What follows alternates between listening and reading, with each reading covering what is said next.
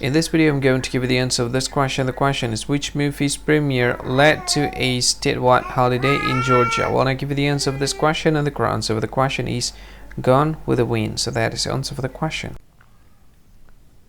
Hi, thank you so much for watching this video. If you find this video is very useful, you can help this channel to grow by subscribing this channel. Please this subscribe button and don't forget to like this video. And if you find this video is not really good, or you don't really like this video, or you kind of feel that it's a little bit offensive or something like that, you can click this one, dislike button. You can do that anyway.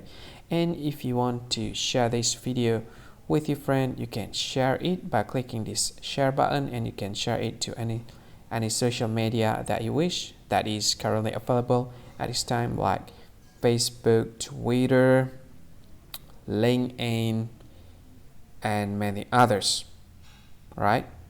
And if you want to add this video to your playlist, you can click this one. You can watch this video later, and you can find more options by clicking these three dots. And yeah, don't forget to subscribe. I think that's all of it. Thank you so much for watching this video, and see you again in another video. Bye bye. See you again.